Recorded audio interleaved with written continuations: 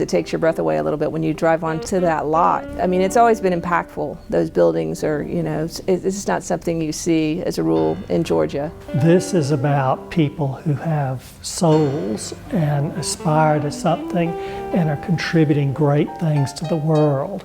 And so it's adorned and it's scaled in a way that shows its importance within the culture and the society. You know, in Atlanta we like to say that in the 60s and 70s, urban renewal finished what Sherman started and tore history down. Lakewood survived because no one knew what to do with it.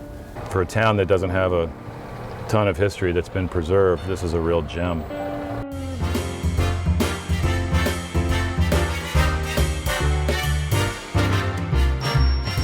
The buildings here at Lakewood Fairgrounds were constructed starting in 1915, and this Mission Revival architecture style was popular at the time.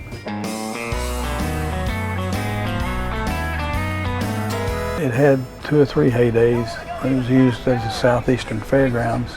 That was a big deal. It happened every year. It's got 117 acres. Got a lake, 20-acre lake. Got an old racetrack that circles the lake.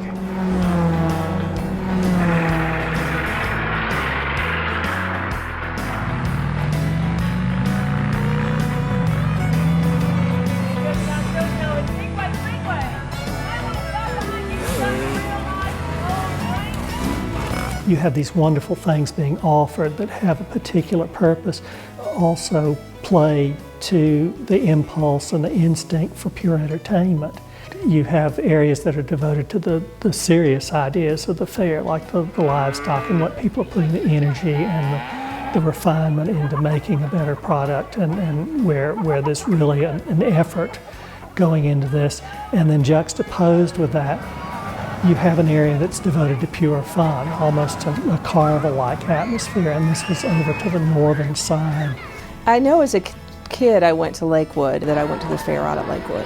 I mean, just, you know, an amazing fair. All that comes with that, the rides, the food, all of that. But I remember liking it for sure, wanting to go back. Along this hillside was a famous roller coaster at Lakewood called the Greyhound. It was a Coney Island-style wood coaster, very narrow and ran the length of this hill. The Greyhound roller coaster anchored this whole parking lot as the midway of the carnival, and there were crazy booths and games and everything down here in the lower lot.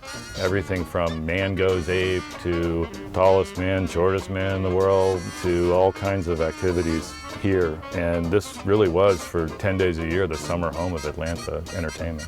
It was highly unusual for people in the South particularly to do much traveling.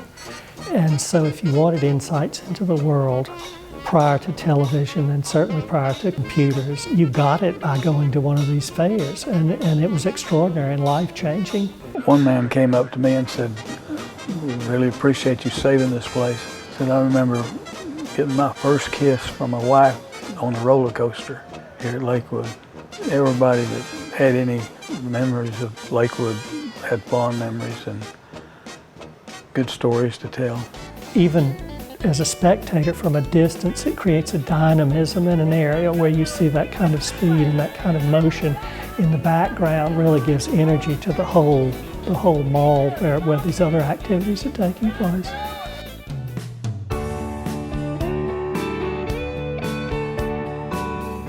There was such a rich history of filmmaking, you know, long before I was here with Deliverance, you know, Burt Reynolds. And then, you know, all of the movies that Burt Reynolds did during that time period, you know, from the 70s to the 80s. And that was really, you know, a heyday for Georgia movie making. $4.99.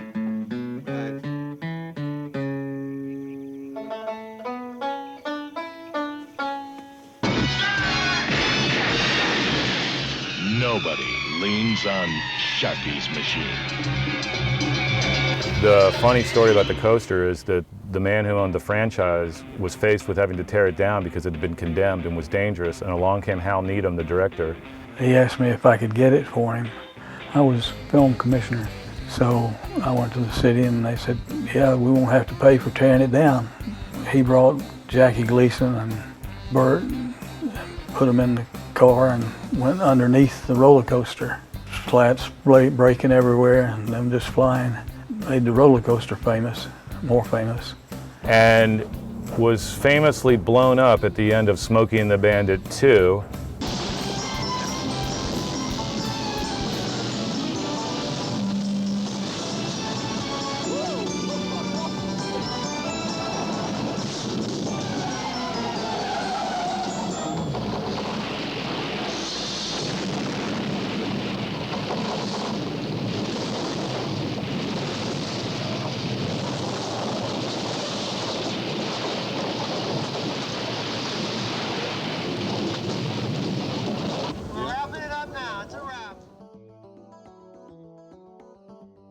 There was a facility south of Atlanta that was doing an antique show, and I saw what they were doing and thought I'd try it. And we had the perfect location, so it turned out that we won the war. Who would have the antiques business?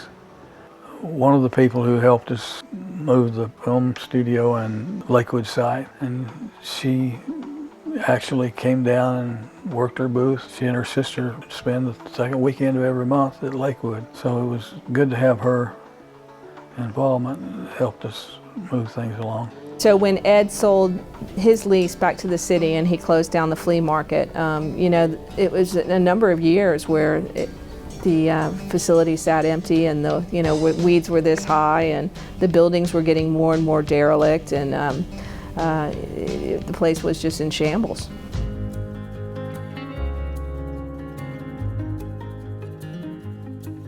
When we preserve something, it really enriches the present as well as preserving a past idea. I think it scared off a lot of people, and there was a lot, that needed to happen at Lakewood. So I was very happy when George Cooney, when I met with him and he stepped up and took it over, because I knew it was going to be in great hands and taken care of.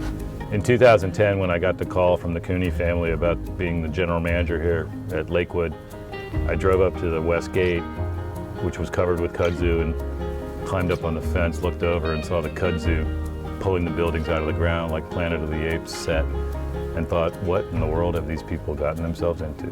And then we had tried for years and years to get sound stages here, with no luck. ScreenGems and George Cooney was the first one to, kind of see the potential. It kind of changed the landscape of what could happen in Georgia. I mean, at one time, we couldn't accommodate the big shows. Atlanta has lost so many exponents of its history. I think Lakewood belongs in the whole crown of historic jewels that we have in the city. It's a part of the unique experience of Atlanta.